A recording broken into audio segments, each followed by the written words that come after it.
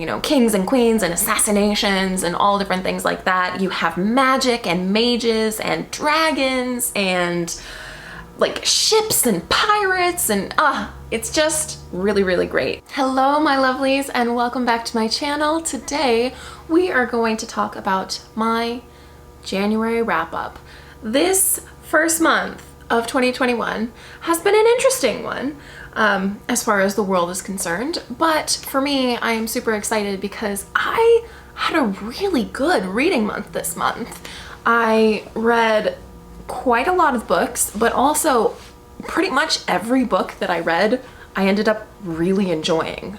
It was just a fantastic month for high ratings of reads. So we've got a bit to get through, so without further ado, let's go ahead and jump right in. So for this video, I'm going to kind of split these up into physical books and audiobooks. I read quite a lot of audiobooks because I was doing a lot of like home improvement and organization and stuff, new year, just kind of trying to clean everything out, and I love to listen to audiobooks when I do that. So I got very far in a bunch of my audiobooks. All right, let's start with the audiobooks. So the first book that I finished this month was Harry Potter and the Order of the Phoenix, but I actually ended up reading all of the rest of the Harry Potter series. So I read Harry Potter and the Order of the Phoenix.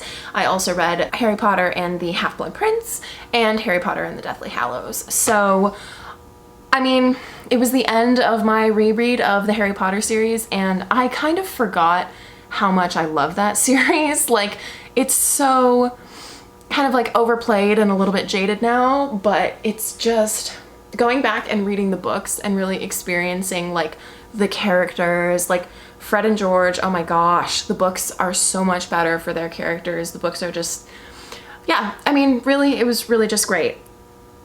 I reserve the right to love the story, love the characters, not appreciate the author very much. So anyway, it was a great way to start the month and to really just like get going with my audiobooks. I gave all of them 5 stars because, yeah, it's Harry Potter. And I'm predictable, I guess. All right, so the next little bit of audiobook reading that I did was The Golden Compass. So I started the His Dark Materials series as a reread as well. So I read Philip Pullman's Golden Compass, A Subtle Knife, and Amber Spyglass when I was younger, and I loved it. And after finishing Harry Potter, I was kind of looking for that kind of middle grade fantasy comfort read. And rereading things through audiobook is so nice for me because sometimes if I'm rereading things in person, it's a little bit, I get a little bit bored. So I decided to jump into that one. And so with that, I read The Golden Compass and I read The Subtle Knife, and I'm counting down the days until the Amber Spyglass is available for me to listen to. I am very excited about it. And both of those I also gave 5 stars. I love that story. Basically, if you haven't heard of the His Dark Materials story, it is a middle grade trilogy about a fantasy world where there is some sort of particle that the scientists of the world are searching for, and people believe that this particle has some sort of strange connection with humanity, with consciousness, with our ability to pay attention to things and things like that. And we follow along this young girl named Lyra as she goes through this kind of adventure through the world trying to exist as a child, but it turns out that she could maybe be extremely important in the global scheme of everything that's going on in this fantasy world. There are bears and ice cold areas in the world. There are souls and demons that you have that is a representation of your soul. It is really, really, really awesome. Great series. And I believe that it's one of those series that just gets better and better and better and better the farther you go with it. So it kind of just endlessly progresses. So anyway, highly recommend. I gave them both 5 stars, and I'm sure I will give the Amber Spyglass 5 stars when I read it. The last book that I read on audiobook this month was Hood Feminism by Mickey Kendall. And Hood Feminism is an adult nonfiction book about intersectional feminism. So it discusses a lot about the importance of making sure that the feminist ideal and that the feminist movement is inclusive of every woman, which is extremely important. I love the fact that Mickey Kendall, she addresses a lot about racial bias in this book. She addresses a lot about socioeconomic bias, sexual bias. I think one of the first things that she says in this book is that you cannot consider yourself to be a feminist if you don't support trans women. You cannot consider yourself to be a feminist if you don't support sex workers. You cannot consider yourself to be a feminist if you don't support black women as well as white women and expect them to be able to have the same rights. And I think it was just a really, really great read. Number one, her writing is very easy to read while also still being very meaningful. Number two, she does a great job at incorporating her own anecdotal evidence for everything that she describes. But I mean, really, it's just great. And if you listen to the audiobook, Mickey Kendall is the one who reads it in the audiobook version, so you get to hear the author's own voice, which I always think makes it a little bit more special. So anyway, yeah, I thought it was excellent. I gave it a 5 out of 5 stars, and I would highly recommend that anybody who considers themselves a feminist, whether you're a woman or a man or non-binary, whatever, I don't care. If you consider yourself to be a feminist, I would highly recommend that you read this book. So with that, let's go ahead and move into the hard copy books that I read this month. So I started this month by finishing up The Bear and the Nightingale by Catherine Arden. This is a YA fantasy story about sort of Russian folklore in this very cold area where we are surrounded by gods and demons and different parts of the folklore and mythology. And basically we follow this young girl, Vasya, as she kind of has this internal struggle between the rise of the church that demonizes these old gods and the rise of a threat within this mythology that maybe she is the only one that can take care of. So really, the first half of this book, I have to admit, I was kind of like, where are we going? I'm a little bit bored. This isn't as interesting as I thought it would be. The writing is excellent, but I was just like, where's the flavor? I was looking for a little bit more story, a little bit more plot. And also I was like, why? I just want to get more connected with Vasya. I felt like it was very surface level. But then let me tell you, I am so glad that I pushed through, because the second half of this book was excellent, excellent, excellent. I really, really liked it. Like, it totally held up, and it saved the book, in my opinion. So I ended up giving this one 4 stars. If I was being super picky, it's probably like 3.75. But yeah, it's definitely atmospheric. If you're ever looking for anything where you really want to just feel that cold, Russian, wintry, frosty, foresty vibe, this is the one. It really, really is. Next book that I read, which was long awaited by my boyfriend because this is one of his favorite books from this last year, was Ready Player One by Ernest Cline.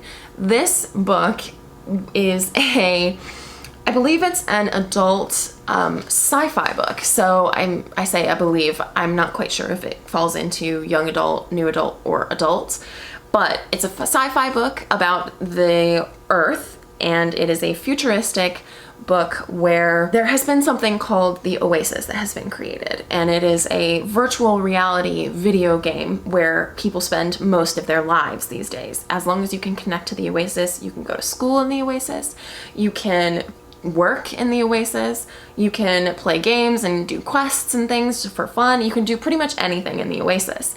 And the man who designed the Oasis passes away, but he sets this quest. Basically, whoever solves this quest gets the rights and access to his entire fortune. It's an access to the Oasis, to his land, his life, basically. And so we follow along this with our main character, Wade Watts, and we try to find this Easter egg, and we try to solve this quest. It's very fun, it's very lighthearted. The 80s references in this book are spectacular. Basically, Wade Watts has to like study to know as much as humanly possible about the time that this man made the Oasis, and so that time was the 80s, and so he studies 80s culture. There's a lot of good references and humor and things like that. Plus there's a little love in here as well, which is very, very cute. I ended up really enjoying it, and as someone, I have to admit, there is a lot of like video game talk, and there's a lot of like focus on kind of like video games and tech and quests and different kinds of games and stuff like that, and I'm not really a video game person at all, but I still really enjoyed it. So even if you're kind of like sensitive to that and you're not exactly sure if this is the one for you, I found it really, really easily understandable, and it was still super, super fun. Definitely a fast read. Once it gets going, you just want to blow through it because it gets very exciting. That said, I ended up giving this one a 4 out of 5 stars. Alrighty, everybody, and the last 2 books that I ended up reading this month are 2 books in the same series, and they are Shadowcaster and Stormcaster. So these 2 books are the second and third book to the Shattered Realms series by Cinda Williams Chima. It is a YA high fantasy story about, I mean, it's high fantasy, so it has a bunch of different lands, a bunch of different stories, it's multi-POV, and we follow along through these books, kind of different sections of the story. There's a war going on, and we just kind of follow along as everybody tries to discover individual things about what the actual threat is in this world. It's very, very good. I just got eaten up by it. I was reading Shadowcaster, and it took, which is the second book, it took me a second to kind of get back into the world and remember what it was about, because I read the first book like almost a year ago. And once I got into it, I was like, oh my gosh, I do not want to get out of this. So I immediately picked up Stormcaster, and I read the entirety of Stormcaster in like 3 days because it was so great. And there's one more book in the series, which is Deathcaster, and it is in the mail to me, and I wish that I had just gone to a bookstore and gotten it, because I could have gotten it sooner, but I already purchased it with a gift card that I had, so I have to wait. But oh my gosh, highly, highly anticipated. It is a great story. You have love and political drama. You have kind of like court politics where it's like, you know, kings and queens and assassinations and all different things like that. You have magic and mages and dragons and like ships and pirates, and it's just really, really great. If you're looking for a high fantasy story where you start to feel the setup of a high fantasy story without being kind of overwhelmed, this is a great series, because since it's YA, you still have sort of like younger themes, but it's interesting, it's fast-paced, the characters are great. It kind of gives me like Six of Crows vibes by Leigh Bardugo a little bit. So yes, highly, highly, highly recommended. And I, of course, will let you know what I think of the entire series once I finish the last book. So yeah.